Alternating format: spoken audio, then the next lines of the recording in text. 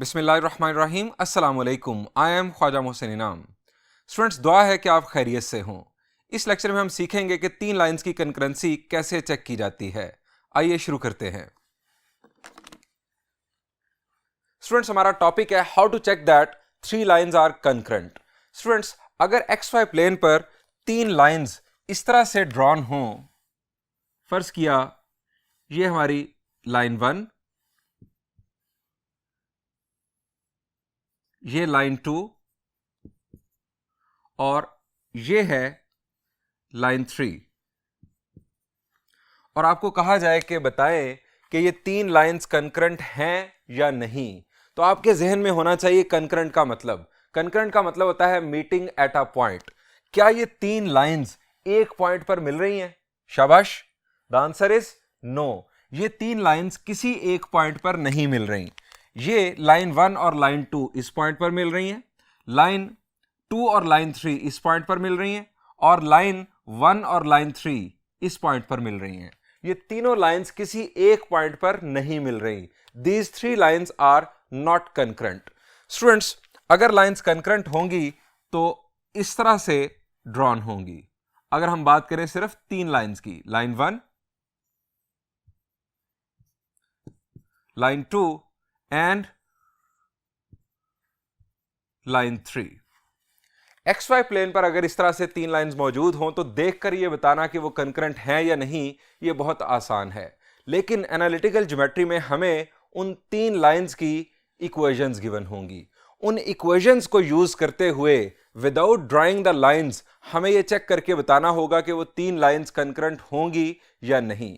यह है स्टूडेंट्स हमने इस लेक्चर में सीखना, और ये हम किस तरह कर सकते हैं, इसके लिए आपको इन्हीं लाइंस पर गौर करना होगा। चाहे आप ये केस देख लें जब लाइंस कंकरेंट नहीं है, या ये केस देख लें कि जिस सूरत में लाइंस कंकरेंट हैं। स्टूडेंट्स, अगर लाइंस कंकरेंट होंगी तो इसका मतलब यह होगा कि वो तीनों लाइंस एक पॉइंट से गुजर रही होंगी। उस पॉइंट के कोऑर्डिनेट्स फर्ज किया x, y हैं। फर्ज किया कि वो पॉइंट P है, उसके कोऑर्डिनेट्स हैं x, y। उस पॉइंट के कोऑर्डिनेट्स तीनों लाइंस की इक्वेशंस को सेटिस्फाई कर रहे होंगे, क्योंकि वो पॉइंट तीनों लाइंस के ऊपर मौजूद है। उस पॉइंट के कोऑर्डिनेट्स तीनों लाइंस की इक्वेशंस को सेटिस्फाई करेंगे। अब हम किस तरह चेक कर सकते हैं कि तीन लाइंस कंकरेंट हैं या नहीं जब हमें उन तीन लाइंस की इक्वेशंस गिवन होंगी? स्टूडेंट्स, हम किसी दो लाइंस की इक्वेशंस को यूज करते हुए उन दो लाइंस का पॉइंट ऑफ इंटरसेक्शन मालूम कर लेंगे। पॉइंट ऑफ इंटरसेक्शन आपको मालूम करना आता है। हमारे पास कंपैरिजन मेथड है, हमारे पास एलिमिनेशन मेथड है, हमारे पास क्रॉस मल्टीप्लिकेशन मेथड है, हमारे पास डिफरेंट मेथड्स हैं कि जिनकी मदद से हम दो लीनियर इक्वेशंस को साइमल्टेनियसली सॉल्व करके उन लीनियर इक्वेशन से बनने वाली लाइंस का पॉइंट ऑफ इंटरसेक्शन मालूम कर सकते हैं। फर्ज करें कि हमने पॉइंट ऑफ इंटरसेक्शन मालूम कर लिया। अब अगर वो पॉइंट ऑफ इंटरसेक्शन, उस पॉइंट ऑफ इंटरसेक्शन के जो कोऑर्डिनेट्स हैं, अगर वो कोऑर्डिनेट्स तीसरी लाइन की इक्वेशन को सेटिस्फाई कर देंगे, तो इसका मतलब ये होगा कि वो पॉइंट उस तीसरी लाइन पर भी मौजूद है। अगर तीसरी लाइन को वो कोऑर्डिनेट सेटिस्फाई कर देंगे तो वो तीन लाइंस कंकरेंट होंगी। अब यहां पर देखें, फर्ज करें कि आप लाइन 1 और लाइन 2 की इक्वेशन को साइमल्टेनियसली सॉल्व करके इस पॉइंट के कोऑर्डिनेट्स मालूम कर लेते हैं, x, y। इस पॉइंट के आप कोऑर्डिनेट्स मालूम कर लेते हैं। अब क्या ये पॉइंट लाइन 3 के ऊपर मौजूद है? The answer is no. ये पॉइंट लाइन 3 पर मौजूद नहीं है। अगर आप इस पॉइंट के कोऑर्डिनेट्स लाइन 3 की इक्वेशन में पुट करेंगे तो इक्वेशन सेटिस्फाई नहीं होगी, यानी इक्वेशन की लेफ्ट साइड राइट साइड के इक्वल नहीं आएगी। इसका मतलब यह हुआ कि यह आसान है, बहुत आसान काम है। आपने जब भी तीन लाइंस की कंकरेंसी चेक करनी हो, आप किसी दो लाइंस का पॉइंट ऑफ इंटरसेक्शन मालूम करें उन दोनों लाइंस की इक्वेशंस को साइमल्टेनियसली सॉल्व करने से। उस पॉइंट ऑफ इंटरसेक्शन के x और y कोऑर्डिनेट्स थर्ड लाइन में आप पुट कर दें, थर्ड लाइन की इक्वेशन में। अगर वो इक्वेशन सेटिस्फाई हो जाए तो वो तीन जो लाइंस हैं वो कंकरेंट होंगी, और अगर वो थर्ड लाइन सेटिस्फाई ना हुई तो वो तीन लाइंस कंकरेंट नहीं होंगी। आप ये सिलसिला कंटिन्यू भी कर सकते हैं, यानी अगर आपको चार लाइंस की कंकरेंसी चेक करनी है तो आप इसी फिलॉसफी को, इसी कंसेप्ट को आप कंटिन्यू कर जाएं। दो लाइंस का पॉइंट ऑफ इंटरसेक्शन मालूम कर लें, उसके बाद उसे तीसरी लाइन में पुट करें। अगर वो सेटिस्फाई तो तीन लाइंस कंकरेंट, चौथी लाइन में पुट करें। चौथी लाइन भी अगर सेटिस्फाई हो जाए उसकी इक्वेशन, तो वो भी कंकरेंसी में शामिल हो जाएगी। इसी तरह आप कंटिन्यू कर सकते हैं। जिस जिस इक्वेशन के लिए वो पॉइंट, जिस जिस इक्वेशन को सेटिस्फाई करेगा, वो इक्वेशन, वो लाइन कंकरेंसी में शामिल होती चली जाएगी। यानी आप इस कंसेप्ट को 3 से ज्यादा लाइंस के लिए भी यूज कर सकते हैं। हमारा इस वक्त टॉपिक जो है वो 3 लाइंस तक महदूद है। स्टूडेंट्स, इसी कंसेप्ट को यूज करते हुए एक मैथमेटिशियन ने एक थ्योरम हमें बना दिया। एक थ्योरम की शक्ल में हमें एक कंडीशन बड़ी आसान सी बनाकर दे दी कि जिसको यूज करते हुए हम कंकरेंसी चेक कर सकते हैं 3 लाइंस की। आइए आपके साथ वो थ्योरम शेयर करता हूं। स्टूडेंट्स, ये थ्योरम है पेज नंबर 208 पर। 3 non-parallel lines L1, L2, L3 are concurrent if and only if this determinant will be equal to 0। यानी अगर ये डिटर्मिनेंट 3 लाइंस के लिए कि जिनकी इक्वेशंस आपको जनरल फॉर्म में गिवन हो, अगर ये डिटर्मिनेंट इक्वल टू 0 आ गया तो इसका मतलब ये होगा कि वो 3 लाइंस कंकरेंट होंगी। आइए स्टूडेंट्स इसका प्रूफ देखते हैं। स्टूडेंट्स, हमें बताया गया है कि लाइन 1, लाइन 2 और लाइन 3 नॉन पैरेलल लाइंस हैं। स्टूडेंट्स, हम इस बेसिक कंडीशन को यूज करते हुए किसी 2 लाइंस का पॉइंट ऑफ इंटरसेक्शन मालूम करेंगे और उस पॉइंट ऑफ इंटरसेक्शन के कोऑर्डिनेट्स तीसरी लाइन की इक्वेशन में पुट कर देंगे और इंशाल्लाह हमें ये कंडीशन हासिल हो जाएगी। स्टूडेंट्स, मैं लाइन 2 और लाइन 3 की इक्वेशन को साइमल्टेनियसली सॉल्व करके लाइन 2 और लाइन 3 का पॉइंट ऑफ इंटरसेक्शन मालूम करने जा रहा हूं। हम यहां लिखेंगे as line 2 is not parallel to line 3, so we can find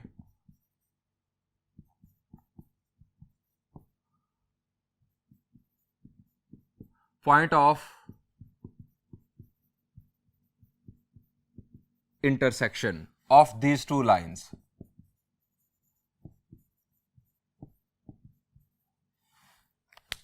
अब स्टूडेंट्स, मैं इन दोनों लाइंस की इक्वेशंस यहां पर लिख रहा हूं।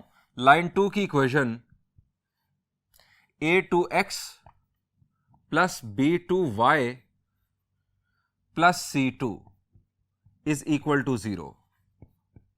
लाइन 3 की equation a3x plus b3y plus c3 is equal to 0। अब हमने मेथड डिस्कस किया हुआ है क्रॉस मल्टीप्लिकेशन मेथड। उस मेथड को यूज करते हुए इन दोनों लाइंस का पॉइंट ऑफ इंटरसेक्शन मालूम करते हैं। हम यहां लिखेंगे x, डिनोमिनेटर में x वाली टर्म्स को छोड़ देंगे और डिटर्मिनेंट बनेगा b2c3 minus b3c2 is equal to minus y वाली टर्म्स को छोड़ देंगे a2c3 माइनस a3c2 1 ओवर, अब कॉन्स्टेंट्स को छोड़ देंगे a2b3 minus a3b2।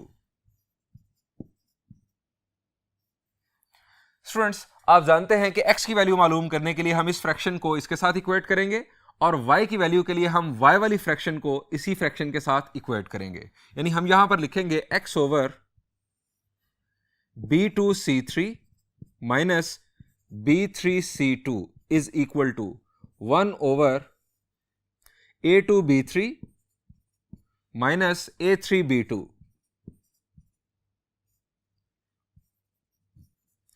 Minus y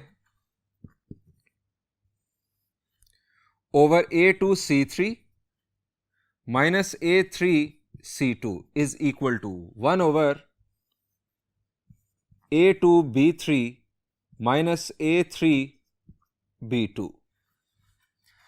अब स्टूडेंट्स, x की वैल्यू मालूम करनी है हमें। ये जो टर्म है ये यहां पर शिफ्ट हो जाएगी, हमारे पास x की वैल्यू आ जाएगी x is equal to b2c3 minus b3c2 over a2b3 minus a3b2। ये हमारे पास आ गई x की वैल्यू। ये जो माइनस है इसे मैं नीचे अप्लाई कर रहा हूं, उसकी वजह से क्या होगा कि ये टर्म पॉजिटिव हो जाएगी और ये टर्म नेगेटिव हो जाएगी और देन इसको दूसरी तरफ मल्टीप्लाई कर रहा हूं। y is equal to A3C2 minus A2C3 over A2B3 minus A3B2। ये स्टूडेंट्स हमारे पास x के कोऑर्डिनेट्स आ गए, यानी x की वैल्यू आ गई और ये y की वैल्यू आ गई। अब हम लिख सकते हैं पॉइंट ऑफ इंटरसेक्शन लाइन 2 और लाइन 3 का। सो पॉइंट ऑफ इंटरसेक्शन हमारे पास बन गया B2C3 minus B3C2 over A2B3 minus A3B2, ये x कोऑर्डिनेट, और देन y कोऑर्डिनेट है A3C2 minus A2C3 over A2B3 minus A3B2। ये लाइन 2 और लाइन 3 का जो पॉइंट ऑफ इंटरसेक्शन है उसके कोऑर्डिनेट्स आ गए। स्टूडेंट्स, अगर तीन लाइंस कंकरेंट हैं तो इसका मतलब यह है कि इस पॉइंट ऑफ इंटरसेक्शन को सेटिस्फाई करना होगा लाइन 1 की इक्वेशन को भी, यानी ये पॉइंट लाइन 1 पर भी मौजूद होगा। हम यहां लिखेंगे if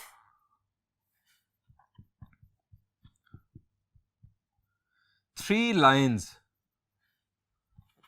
are to be concurrent, अगर तीन लाइंस को कंकरेंट होना है, एक पॉइंट पर मीट करना है, then this point must satisfy equation of line 1। इसे लाइन 1 की इक्वेशन को सेटिस्फाई करना चाहिए। दैट इज टू से हम लाइन 1 की इक्वेशन में x और y की जगह पर इस पॉइंट के कोऑर्डिनेट्स पुट कर रहे हैं। A1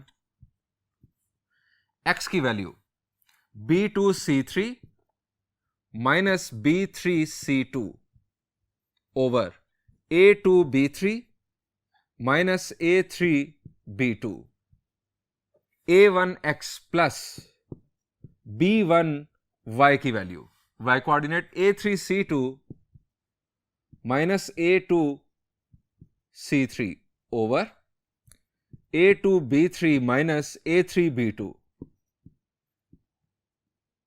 plus C1 is equal to 0।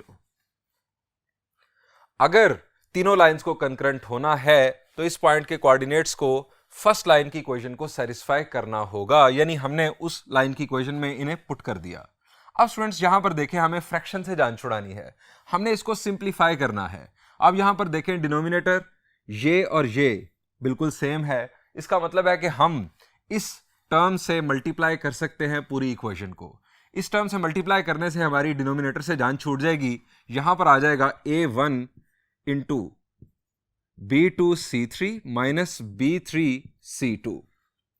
अब यहां पर स्टूडेंट्स मैं एक काम करने जा रहा हूं और वो ये है कि मैं माइनस कॉमन ले रहा हूं। अब माइनस क्यों कॉमन ले रहा हूं ये आपको थोड़ी देर में मैं बताता हूं। माइनस कॉमन लेने से यहां पर आ जाएगा B1, यानी माइनस B1 बन जाएगा। पहले प्लस B1 था, माइनस B1 बन गया। ये डिनोमिनेटर तो हो गया कैंसिल, क्योंकि हमने इसी डिनोमिनेटर से मल्टीप्लाई किया पूरी इक्वेशन को। A2C3 minus A3C2 plus C1। अब ये टर्म, ये जो डिनोमिनेटर था जिससे हमने दोनों टर्म्स को मल्टीप्लाई किया, ये यहां पर मल्टीप्लाई हो जाएगा। A2B3 minus A3B2 equal to 0।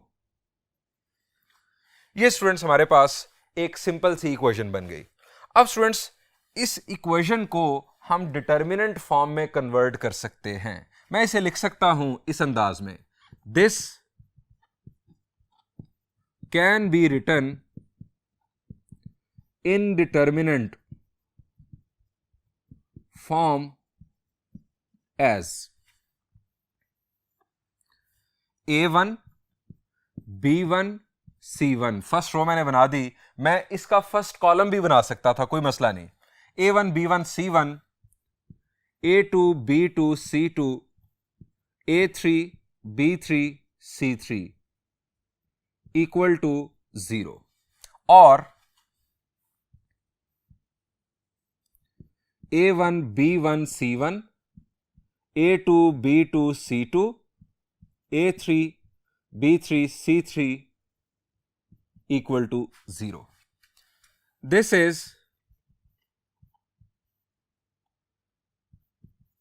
the necessary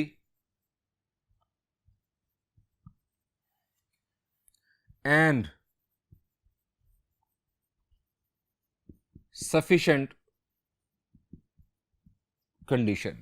यानी अगर तीन लाइंस की इक्वेशंस ये कंडीशन सेटिस्फाई कर रही हों तो वो तीन लाइंस कंकरेंट होंगी। अब स्टूडेंट्स हम जरा ये भी देख लेते हैं कि हमने इस इक्वेशन को इस डिटर्मिनेंट फॉर्म में कैसे लिख दिया। आप अगर इस डिटर्मिनेंट को फर्स्ट रो से एक्सपैंड करें तो आप देखेंगे कि आपके पास यही इक्वेशन हासिल होगी। फर्स्ट रो से हम एक्सपैंड करेंगे, आप जानते हैं कि हम यहां से पॉजिटिव स्टार्ट लेते हैं, देन ऑल्टरनेट साइंस। आप चाहे कॉलम से एक्सपैंड करें या रो से एक्सपैंड करें, यहां पर जो स्टार्टिंग है, ये जो फर्स्ट एलिमेंट है, ये पॉजिटिव होता है। फर्स्ट रो से अगर मैं एक्सपैंड करूं तो A1 लिखा जाएगा, इसकी रो और कॉलम छोड़ देंगे B2 C3 minus B3 C2, उसके बाद माइनस B1। ये है वो वजह कि जिसकी वजह से मैंने यहां पर माइनस कॉमन लिया, माइनस B1 बनाया, माइनस B1। अब इसका कॉलम और रो छोड़ देंगे A2 C3 minus A3 C2 plus C1, column और रो छोड़ने से A2 B3 minus A3 B2 equal to 0। अगर आप इसे देखें तो यहां पर अगर आप फर्स्ट कॉलम से एक्सपैंड करें तो एग्जैक्टली आपके पास यही इक्वेशन हासिल होगी। आप जानते हैं कि चैप्टर 3 फर्स्ट ईयर में हमने पढ़ा था कि अगर आप डिटर्मिनेंट का ट्रांसपोज ले लें तब भी उसकी वैल्यू पर कोई फर्क नहीं पड़ता।